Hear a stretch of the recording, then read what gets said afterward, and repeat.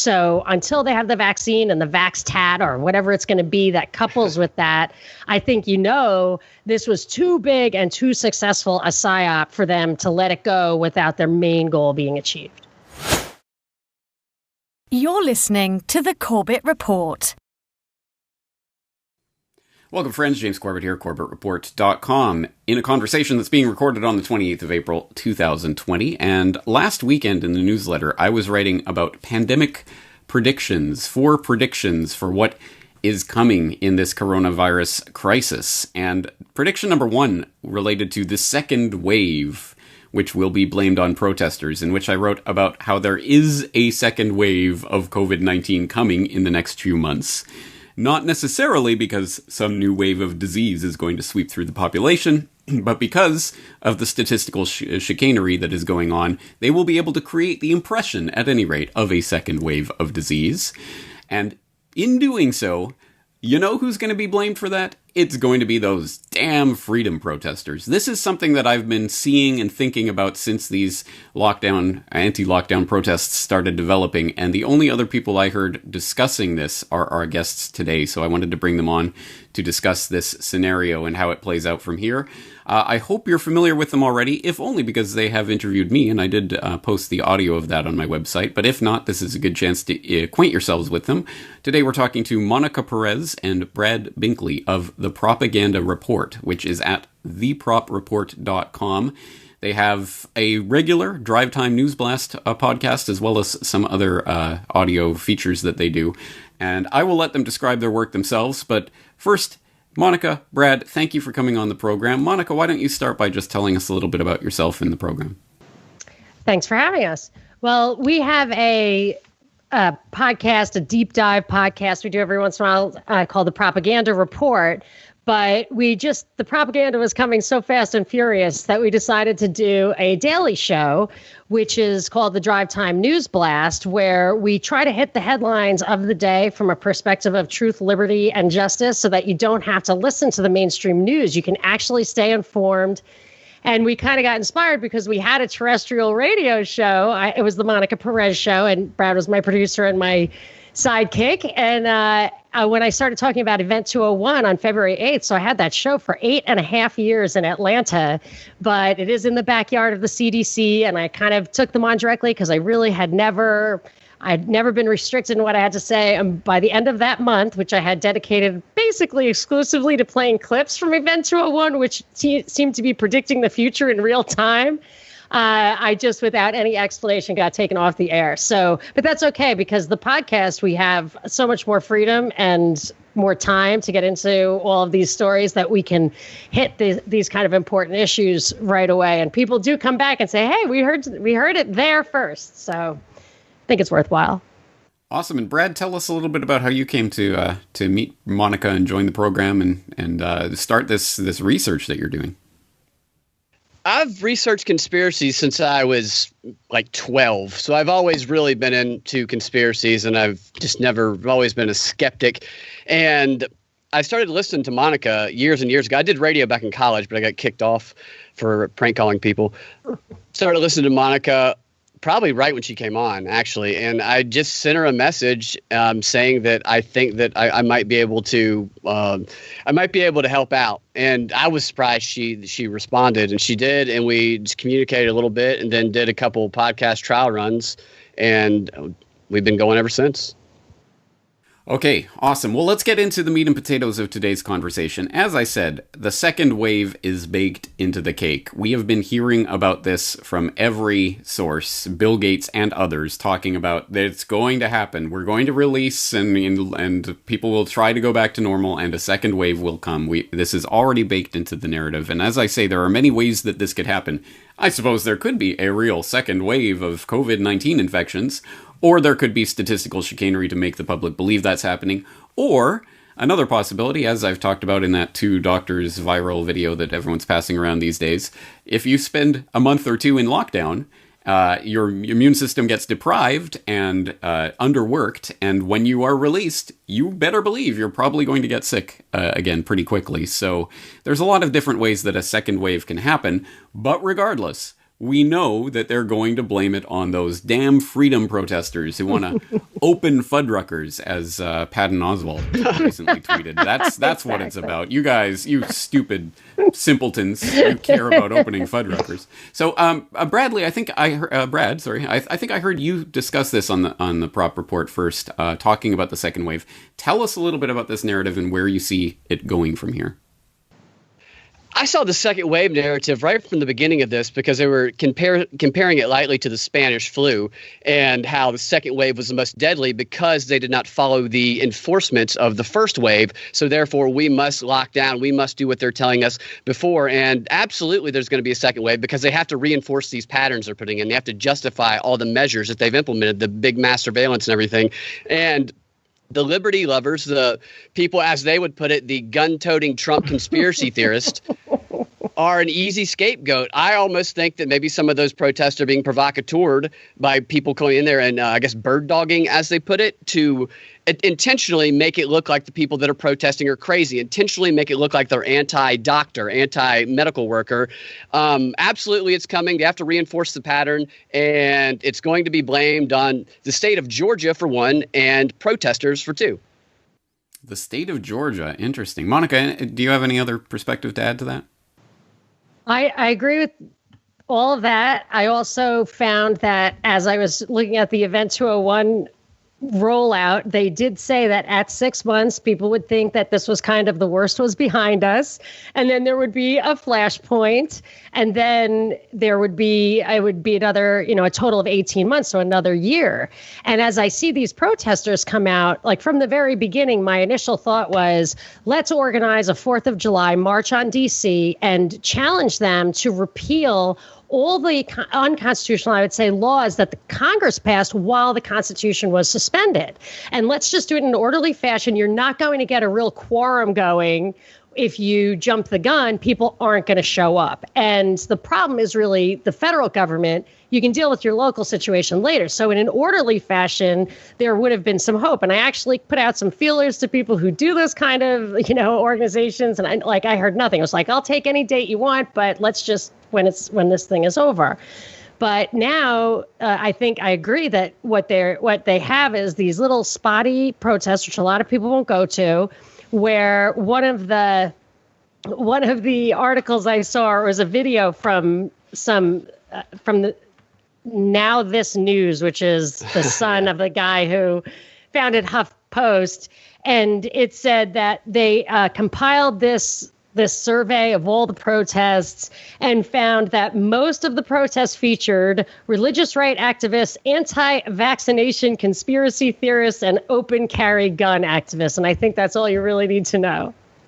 Exactly right. No, we can definitely see how this is being framed and being pushed along, astroturfed by various Republican organizations that are trying to take this over and make it into a bipartisan political issue.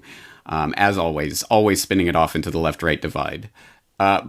So, that puts us in an interesting quandary. And I'll add this to this narrative as well. I don't think it'll just be a second wave. They've already talked about third and fourth. This is going to be a continuing process. And people can look back to that MIT Technology Review article about we're not going back to normal or whatever they titled that. Absolutely. Where they showed it's going to be, we'll release people and then it'll start spreading again. So we'll have to lock down again. And then we'll let go of the restrictions and then it'll start spreading again. And they showed this was going to happen in waves until we get the vaccine. And that, of course, is the narrative that's being embedded. We will not have any semblance of normality fundamentally until the vaccine. And the vaccine is the savior. So I think they're setting us up in a sense for psychological conditioning.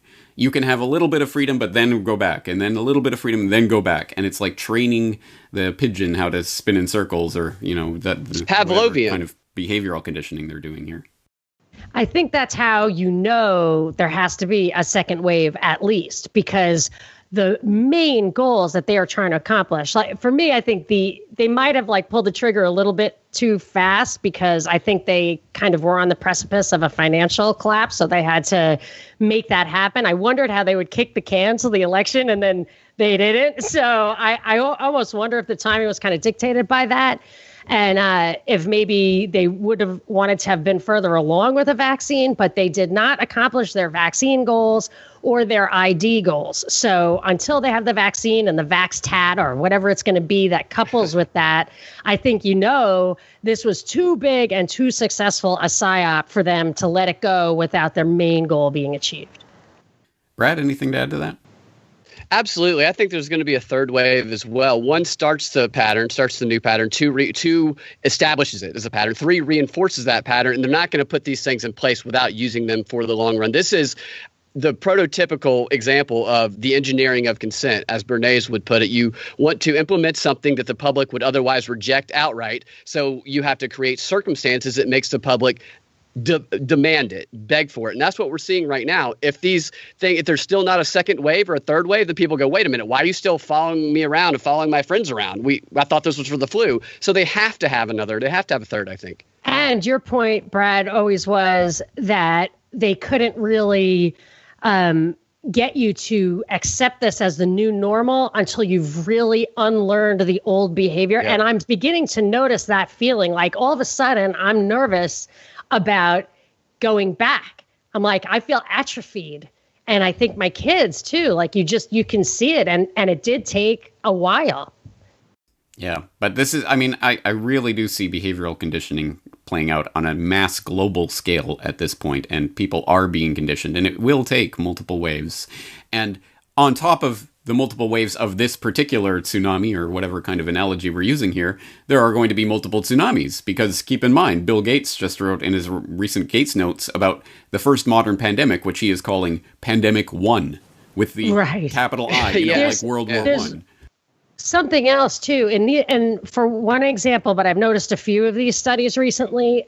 I'm sure you've seen it by now. The Rockefeller Foundation, they had 4 scenarios. One was lockstep, which really didn't make any sense as the title of the pandemic exercise, but that's what it was, and we certainly are in lockstep. But they do all the different scenarios, and in some of the scenarios, they have multiple catastrophes. So I've been wondering when they're going to bring something else in, like an actual tsunami. Right. Sure. I feel any sort of major event taking place during this event will be and then they can orders of magnitude worse. And stress the system. How about combining them? So, for example, as I've also pointed out, for example, in my pandemic predictions article, as I pointed out, you used to be a crazy conspiracy theorist who had to be censored from the internet for mentioning the possibility that this was some sort of gain of function research in a Wuhan biolab or whatever. Now that's mainstream Fox News headlines. Why? Because they are setting us up for the China-U.S. conflict that they want to keep in existence. And I think they want to egg on, they're setting up the big dialectic. So they want to egg on the protesters. They want to make sure there's a Republican-Democrat divide. Don't forget, it's an election year. So they have to bring this to a full head. And by then saying, oh, the numbers are squirrely, some experts disagree, these guys knew all along, stuff that you were saying from the beginning, and I was saying too, the numbers were clearly squirrely before they actually did any of this stuff. And now they're kind of getting people mad so that they'll go out there. And I think I've talked to people who've been there. There are agents provocateur on both sides. So there's like, what someone who was there told me, some liberal was walking around, had his bicycle and was spraying us with Lysol. So like in his mind, he saw a liberal, you know what I mean? Like if the guy didn't say liberal. And then there are nurses who are also like maybe real, maybe not, who were really trying to start fights. And then there are people on the side of the protesters getting up saying, this is about God and only about God. And, and of course, then you've always got the neo-Nazis and the gun toters and stuff like that. But yeah, absolutely. I think we're definitely going to see more of the China narrative as the enemy has been coming out more and more. I think we're going to see that connected to Russia. I think we already have a little bit, and maybe even Iran as well. I think they're kind of establishing a new axis of evil in the public mind anyway. And that has the dialectical element too. The Republicans are against China and the Democrats are against Russia. Yeah, but they can reunite on killing everyone, huh? There you go. Yeah. Or have internal conflict. Have that left-right divide during the election year around who do we really need to have the next cold or hot war against. Yeah. Although, actually, I saw a Biden political ad that was attacking Trump for not being hard enough on China. So on China, yeah. So because they do that with Russia, yeah. So that is the new. I think that is going to be the new push. Trump's the labor guy. I guess it's time for the Republicans to be the welfare guys. And okay, so this brings us to the conundrum of sorts as to, so what do we do with this? Because clearly we are against the lockdowns and the complete abrogation of basic human rights that are going on in the name of this scamdemic that's going on right now. So what position do we take? Because knowing full well, 100% knowing that the narrative controllers who function by controlling narratives. That's what they do. They create narratives for the public to react to, essentially. And we know 100% they are going to create a second wave, whether real or fake, and they are going to blame it on freedom protesters. So that's baked into the cake, regardless of what we do. So some people might take a look at that and in some way vaguely imply that, well, you shouldn't be out there protesting for your freedom, right? Is that what we should be doing? So we should just go and lock ourselves in our house, and that'll teach them, because then they won't be able to blame us for not getting out of our house. But that seems like 8 levels deep of second-guessing yourself and then ending up doing what they want in the first place. So what do we do proactively going forward from this place? Brad, let's start with some of your ideas. I liked the idea of a drive-up protest.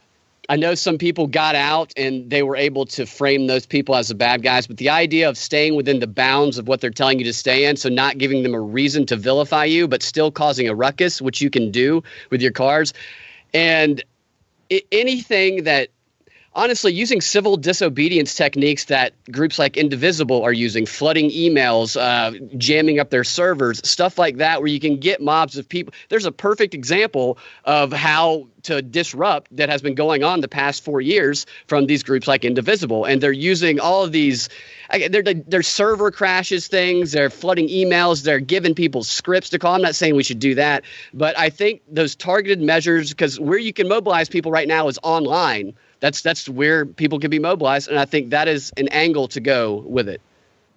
I'm a little afraid that this is like you see in Event 201, but just obviously, like, when is Twitter going down? When are they actually, they talk about anti-government protests and violence against healthcare workers triggering the crackdown, and that the suppression was going to move from healthcare messaging to political messaging. And I mean, it's a very difficult question, because it is all about the messaging, down to where, like, the numbers aren't even real. So for me, I do remember that it did not ultimately work, but it really had an impact, was when we marched against, I never got off the couch in my entire life, but I did, first time I was really politically active, physically active, was for the Obamacare, against Obamacare, because I just felt like the tipping point, the government would take over more than 50% of the economy, and then you could just never get it back. And I just thought, if they took away the First Amendment, the worst thing that's happening right now to me, the number one problem is they're taking away the First Amendment. So I think that it's critical to reassert that strongly and as quickly as possible. Now, you're probably not going to get the law-abiding people to break the lockdown. So I do still think a 4th of July march on Washington to assert the right to assemble, because they can actually control social media. So it's almost like, and even the vote is probably going to be even more controlled. The only way to really assert is a show of hands, which would be to be there. And then I would say on top of that, keep the focus on the feds and keep the messaging crystal clear, which I would say are two things, like the stop messing with the data, however you want to say that. And, restore the Constitution, or repeal legislation enacted while the Constitution was suspended. I mean, you just stay on those two messages and actually physically show up. That's my hope. All of which brings to mind 3 points for me. One is related to what Brad was saying with regards to civil disobedience online, which I think I take an all of the above approach. I think everything that we can do, we should be doing on all fronts all the time. And I'm not here to restrain anybody from anything. I would say that, as I pointed out on New World Next Week last week, for example, in Russia, they're doing online protests where they mark themselves on a traffic map app thing that people have, and they mark themselves as being there, and then they write a comment about their protest or whatever, so everyone can virtually protest at some embassy or something, even when they're locked in their house. And I said, well, that's a creative way of doing this and getting the word out and showing the protest. But it also speaks to my mind. I mean, first you have free speech zones, and then you can't even physically go to free speech zones. So you have to virtually mark yourself on a map as going to that free speech zone. I mean, it's just, we keep getting more and more boxed in terms of what we're doing. So I agree we should be doing that type of civil disobedience, but it has to be more than just that. I think we have to insert ourselves into reality. Secondly, I think that conversations like this can be an inoculation, because inoculations work. Inoculations of truth, truthful information. So when we point out this narrative before they really unroll it on the public, and we point out they're going to say second wave and they're going to say it's the damn freedom protesters, it's going to happen. And then when it happens, people will have been already seen the narrative before it was presented to them. So they will perhaps be able to snap out of the conditioning that makes people believe that. And then thirdly, I think, yes, we do need to have a crystal clear message. And that crystal clear message, in my mind, is that pandemics are not a reason for taking away fundamental human rights. And that is really the underlying issue here, because absolutely, as you guys go over, as I go over, the numbers are all nonsense. Yeah. But that isn't the point. The point is, if this were really happening, if there were an infectious agent that was causing death on some scale, then should the government be able to lock us all in our houses? And the answer should be a clear and resounding no. We have to reject that principle so that they can't use this type of statistical chicanery to make people go along with it. That's what I thought was the fatal error of these protests, is that day one, libertarians and anybody who's thinking was saying right away, you have no right to do this. We don't need the data. You have no right to do this. Not to mention that the fundamental laws of civilization have emerged among us, which are a biological species, in the presence of pandemics. I looked up what were the pre-colonial, the colonial era pandemics, and they were everywhere. They were crossing borders and everything. So coming out right away and saying you never have a right to do this, certainly not at the federal level. Yes, that would have made that message very clear. Now it looks like I need my burger. Yeah. I think I might have heard from you the idea about drones, having drones and kind of that can be expensive for some people. I was thinking about that's a great idea.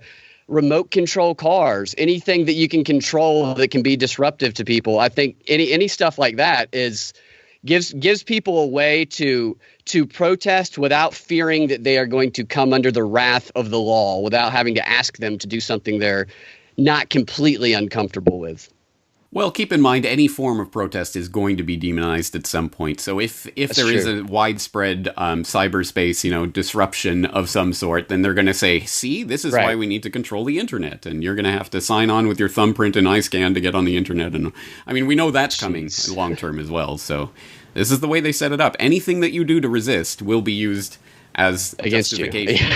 Yeah. Again, it's because they can control the overall narrative. If they can get enough people to believe that they're the good guys and these crazy protesters are just insanity, they're just absolutely off their rocker and have no reason for what they believe, so we have to contain them in some way. As long as enough people go along with that, anything that they roll out against the population will be lovingly embraced.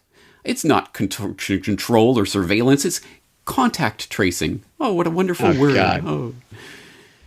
Yeah. One-on-one conversations, too. Mm. They've tried to make that impossible by not allowing people to get 6 feet of each other. Anytime I see somebody, I'm just like, I don't believe in this, right? Because I want people to know, to just start cogitating. And what Binkley pointed out right away is like every single communication now is monitored, is put through a tube. They can hear it. You've got to shout. You just can't have that. But I think that physical interaction, they know how important it is. That's why it's in the First Amendment, and that's why they're hitting it hard. Such an important point. Social proof of the fact that you are not alone. You are not crazy. A lot of people think like you, and to model that and demonstrate it and to point it out to random people that you encounter on the street, if you're allowed out of your home, this is BS. I don't go along with this, and just model that for people. And I think people will be surprised how many people will be receptive to that. Other people will be confrontational about it, but I think it needs to be done to show people that you're not alone. There are other people who disagree with this.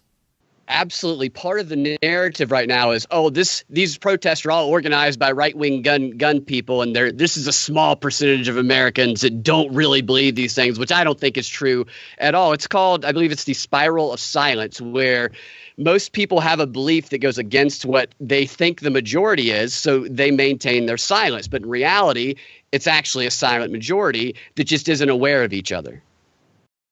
All right. Such an important conversation. So many important points to cogitate on. I know a lot of the Corbett Report community will have some comments and things to add to this discussion. But before we wrap up, are there any other points that you would like to make along these lines? Monica. Well, the only thing that I think is critical is to not allow them to set your own narrative, not allow them to trigger you. I absolutely believe that when we go back out there, they didn't flatten the curve, they set up a spike, and that we will go out there, people will get sick, people will freak out, and it'll create this tension, that Democrat-Republican tension. Both sides are going to have provocateurs. There's snipers on both sides. And I think that it is absolutely critical. I mean, libertarians, liberty lovers, people who understand the Constitution, fundamental principles, are actually the rational ones. They are the rational ones. So when you have people like on your side who are acting irrationally, don't lose heart, distance, be skeptical, and keep your head. Brad? Absolutely. Swallow the politicization of it, swallow the emotion they're trying to trigger, and ask questions and talk to people. All right. Well, this is the start, I think, of a conversation that will be ongoing, I think, for a very long time. And I know you guys are having that conversation on a regular basis at thepropreport.com. So I will definitely refer people over to that. Monica, tell people again how they can find your work and your social media feeds and other ways they can access you. Thank you. You can find Propaganda Report. Everything we do is under Propaganda Report in your favorite podcasting feed. Our URL is thepropreport.com.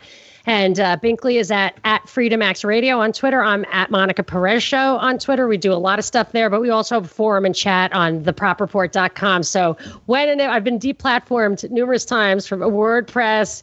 YouTube took me down. I got from terrestrial radio. So you're probably going to end up having to find us at thepropreport.com. And Brad, how can people support your work? You can become a patron saint of the Propaganda Report at patreon.com. I know a lot of people don't like it, but that's the platform that we are using right now, and that is the best way to support us. That and share the show, tell people about it, tell one friend about it.